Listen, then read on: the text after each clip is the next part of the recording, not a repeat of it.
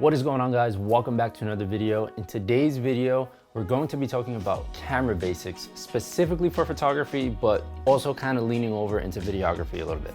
So let's get into it.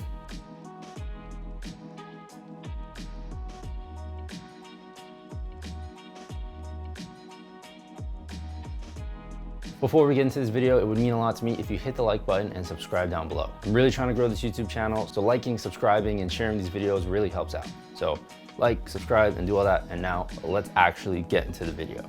So you're looking to get into photography, whether you just picked up your first camera or you're looking to buy your first camera, or maybe you're even experienced and already have a camera and you've kind of been shooting pictures with it already, but you don't really know how everything works. This is gonna be the video for you. In this video, we're gonna be talking about camera basics and 3 key aspects that you should know when starting out doing photography. The first key aspect that we're going to be talking about is your shutter speed. Now, when you take a picture, you press what's called the shutter button in order to actually snap the photo. And when you press that button, what happens is there's a mechanical shutter inside your camera, whether you're using a DSLR or a mirrorless camera, that closes every time you press that button. And your shutter speed is essentially how fast the shutter opens and closes when you press the shutter button on your camera. The longer that your shutter stays open, the more exposed your sensor is going to be towards picking up light, and the brighter your image is gonna be when you take a photo. The faster your shutter is, the less amount of time your sensor is going to be exposed to light, and the less light it's going to pick up, leaving you with a darker image. Shutter speed is usually measured in fractions of a second or in seconds, depending on how slow of a shutter that you have. If you actually pick up a camera and look at what your shutter speed is, whether it's a DSLR or a mirrorless camera, and if you just play with the shutter a little bit and you rotate whatever dial is used to control your shutter speed on your camera, you can see that the higher the fraction of a second your shutter speed is, the darker the image starts to look. Mostly if you're using something with an LCD screen or an electronic viewfinder. You'll notice that the exposure or the image, if you take an image, is going to be much darker if you go to a higher fraction of a second. So if instead of being at 1/30th or 1/50th of a second, if I went up to 1/200th of a second, it's gonna be a lot darker than as if I was at 1/30th of a second. And it's very visible if you're actually holding your camera. So I want you to take your camera, pull it out, put the battery in it, turn it on, and actually play with your shutter speed. And notice that the higher fraction of a second you go, 1/50 to like 1/100 and so forth, that it's gonna be darker. And the same rules are going to apply if you go slower. When shooting video, the key rule is always to have your shutter speed at double the frame rate that you're shooting at. So if you're shooting at 30 frames per second, your shutter speed should be at 60. If you're shooting at 60 frames per second, your shutter speed should be at 120. The reason for this is because when you're shooting double your frame rate, you're going to get the most natural look out of your camera when taking video. For photography, the rule of thumb is to always have your shutter speed at double of what your focal length is. Now, I personally don't use this rule all the time, especially if I'm shooting on a tripod. But the reason they say to do this is because if you're shooting at, let's say, 50 millimeters and your hand is kind of shaking a little bit, at 1/50th of a second, your shutter is gonna be too slow and you might capture some of the shakiness of your hand. But if you shoot at double what your focal length is, so 1/100th of a second, then you won't catch as much shakiness in the image from holding up your camera. And it's something that I've heard a lot, and I haven't really seen it myself in practice. Usually if I take a photo and I see that it looks a little too blurry because my hands were shaky, I'll just up the shutter speed to compensate for the shakiness of my hands. A lot of this stuff is circumstantial, and you really just have to play around with it and see what works for you in the scenario that you're in. For certain creative styles of photography, you can actually use the shutter speed to manipulate the motion blur to achieve a certain look for a photo. Slower shutter speeds are good for things like light painting and rolling shots, and faster shutter speeds are good for freezing things that are in motion as if time were to stop and kind of make it seem like everything is at a standstill. I hope this definition of shutter speed with the examples that I provided makes sense, and if you have any questions, let me know in the comments below. So now that I told you what shutter speed is, let's move on to the next photography aspect, which is going to be your aperture.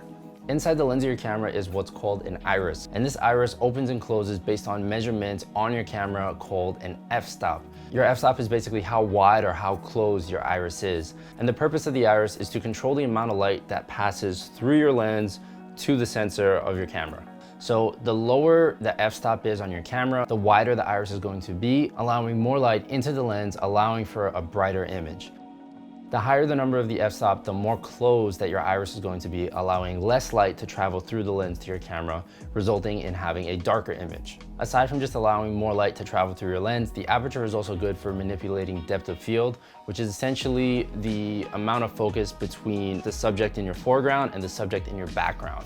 When you have a much lower aperture, you tend to get a much more shallow depth of field, meaning that whatever you're focused on, anything that's behind it or in front of it isn't going to be as in focus as if you were to shoot with a higher aperture, which allows things that are further away from the subject that you're focused on to be more in focus than as if you were shooting at a wider aperture. So the final photography basic that we're going to be talking about is going to be your ISO. Now, ISO is very simple. It's essentially artificial light. When you up the ISO on your camera, you're pretty much putting more juice to the sensor to pick up more light in darker scenarios. Now, your ISO can be tricky because if you go with too high of an ISO, you can start introducing what's called noise into your images, and you'll start getting little like green or purple pixels in your image, and it won't be super sharp. It will probably still be a workable or usable image, but the higher ISO you shoot, the more noisy your image tends to be. So depending on your scenario, you might want to shoot at a lower ISO just to keep your images nice and crisp. But nowadays, with the new technology that's in all these mirrorless and DSLR cameras, you can actually get away with shooting at a much higher ISO than you were able to before. The goal is to keep proper exposure by manipulating these things in order to create the kind of photo that you're looking to capture. Learning how all of these things interact with one another is going to be as simple as picking up your camera, going out, shooting, and trying different things. If you want to shoot things at a certain shutter speed, you're going to notice that you need to be either at the right aperture or the right ISO or a combination of both of those things in order to shoot the photo at the proper exposure for that particular shutter speed that you picked. The same thing applies to your aperture. If you want to shoot at a very wide aperture to get a subject in focus and get that shallow depth of field that we spoke about, you're going to need to either compensate by having a fast shutter or a low ISO. And the same thing applies to your ISO. If you want to shoot at a low ISO, you need to compensate by either having a wider aperture or a slower shutter speed. And the more you practice doing photography, the more all of this is going to make sense. But the goal of this video was just to kind of break down some of these aspects and explain them a little bit better, so that way you can have a better understanding when you go out shooting, and you'll have this in mind and try and learn to manipulate all of these things to kind of work together to create the kind of images that you want to create.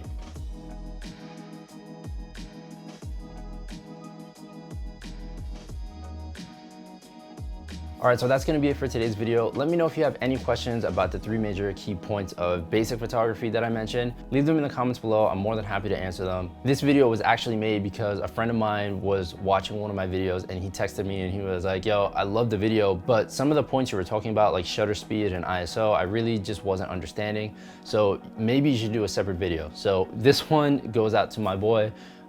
So I hope this video helped, and you already know, if you have any questions, let me know. Feel free to text me. If anybody wants to message me more personally, my Instagram will be here somewhere. I'll make it pop up on screen. It'll also be in the description, both my personal as well as my work Instagram. So that's gonna be it for today's video. Don't forget to like, share, subscribe, do all that fun stuff because it really does help.